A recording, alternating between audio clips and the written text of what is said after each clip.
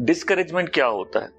Discouragement एक ऐसा state है, एक ऐसा टाइम है, एक ऐसा फेज है लाइफ का जहां आदमी रुक सा जाता है, जहां वो निराश हो जाता है, उसकी गति धीमी हो जाती है।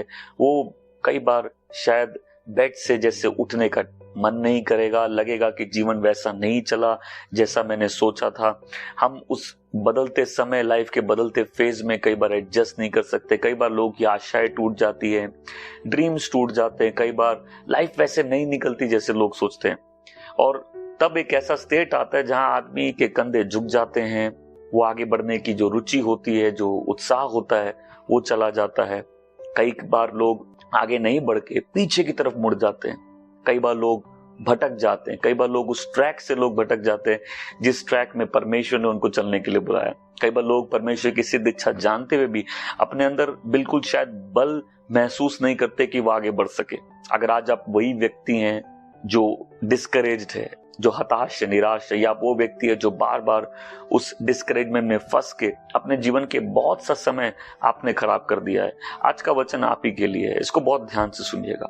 मैं यूहन्ना के सुसमाचार 2 अध्याय पद संख्या 23 से 25 तक पढ़ता हूं। परमेश्वर का वचन सुनिए। फसह के पर्व के दिनों जब यीशु यरूशलेम में था, बहुत से लोगों ने उसके अद्भुत चिन्हों और कामों को देखकर उसमें विश्वास किया, किंतु यीशु ने अपने आप को उनके भरोसे नहीं छोड़ा, क्योंकि वह सब लोगों को जानता था।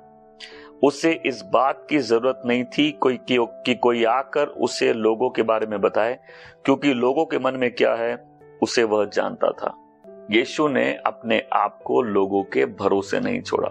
कुछ समय पहले मैं एक ऐसे डिस्करेजमेंट के फेज में गया जिससे मुझे लगा कि जैसे मैं कभी निकलूंगा नहीं। मैंने प्रभु की कृपा से, प्रभु के अनुग्रह से, और जो प्रभु का अभिषेक मेरे ऊपर है, बहुत लोगों को इस मिनिस्ट्री में डिप्रेशन से और सुसाइड की आत्मा से छुटकारा मिला है। परंतु जब मैं खुद उस डिस्करेजमेंट में फंसा, मुझे लगा शायद मैं कभी निकलूंगा नहीं। और एक वचन बार बार प्रभु का आत्मा मुझे कहता रहा, और यीशु ने अपने आप को लोगों के सहारे नहीं छोड़ा। और यीशु ने, ये महीनों तक चलता रहा, और यीशु ने अपने आप को लोगों के सहारे नहीं छोड़ा। आज हम प्रभु यीशु से सीख सकते हैं कि कैसे एक जीवन ऐसा जिया जा सकता है जहां हम निरंतर आगे बढ़ के पिता की इच्छा को पूरा कर ले। यीशु ने बहुत चिन्ह किए, चमत्कार किए, यीशु के जीवन के द्वारा अद्भुत काम हुए, लेकिन यीशु ने अपने आप को लोगों के सहारे नहीं छोड़ा। यहाँ यूहन्ना के 2 अध्याय में भी हम देखते हैं कि वो फसह के पर्व में जब लोगों ने चमत्कार देखे, बहुत से लोग आपसे जुड़ना चाहते हैं जब आप चमत्कार करते हो, जब आपका जीवन अच्छा चलता है। और ये कई बार बहुत बड़ा ट्रैप है जब हम लोगों की वाहवाह, लोगों की प्रशंसा, लोगों की चापलूसी में फंसकर ये भूल जाते हैं कि लोगों का स्वभाव बदल सकता है। लोग परफेक्ट नहीं है, लोग चेंज हो जाते हैं, और जिसका भरोसा इंसान पे होता है वो आज नहीं तो कल डिस्करेज हो जाएगा। परंतु जो व्यक्ति अपना ईमान परमेश्वर पर रखता है, जो व्यक्ति निरंतर उसके साथ चलता है, और इसीलिए प्रभु यीशु टाइम टू टाइम भीड़ से अलग हो जाते थे। सोच के देखिए, अगर हम इंसान हैं, अगर हमारे जीवन में अद्भुत कार्य होते रहे, हम चाहेंगे हम भीड़ के बीच में हो, हम लोगों की प्रशंसाएं सुने। लेकिन प्रभु यीशु हम लोग के परफेक्ट रोल मॉडल है।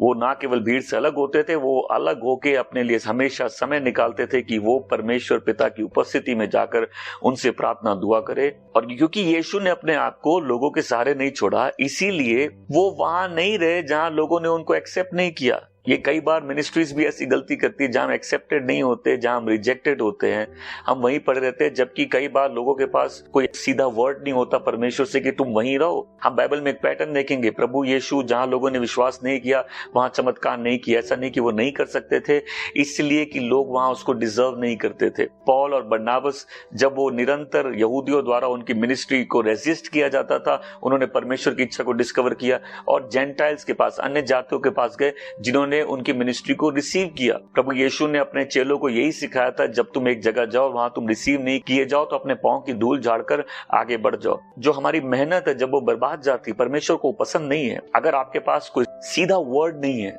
हो सकता है आप सेवा कर रहे हो सकता है आपका बिजनेस हो या जीवन की कोई भी परिस्थिति हो, आप किसी चीज के साथ लग रहे जहां रिजल्ट्स आपको नहीं मिल रहे, आप किसी लोगों के साथ है जो आपको एक्सेप्ट नहीं करते, आप किसी ऐसी जगह पे हैं जहां आपकी मिनिस्ट्री रेजिस्ट की जा रही है।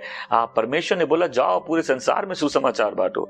अगर परमेश्वर ने आपसे नहीं कहा या कहा है कि वहीं रहो तो प्रभु आपको अनुग्रह भी देंगे। लेकिन अगर प्रभु ने आपसे ऐसा नहीं कहा तो आप एक पैटर्न देख सकते हैं। यीशु नाजरत के थे और उनके अपने लोगों ने उनको ग्रहण नहीं किया। उन्होंने वहां कम चमत्कार किए और उन लोगों के पास गए जो उनको रिसीव किए। उसी प्रकार से पौल और बरनबास देखेंगे यहूदियों को छोड़कर अन्य जातियों के पास गए। उसी प्रकार से आप देखेंगे कि चेलों को प्रभु ने बोला कि तुम जहां भी तुम एक्सेप्टेड नहीं हो तो पांव की धूल झाड़ो, दूसरी जगह जाओ। इस तरीके से आप ना केवल डिस्करेजमेंट से बचेंगे परंतु आपके लाइफ में और जो आपके एफर्ट्स हैं उनमें ज्यादा अच्छा सक्सेस दिखेगा, ज्यादा अच्छे रिजल्ट्स मिलेंगे।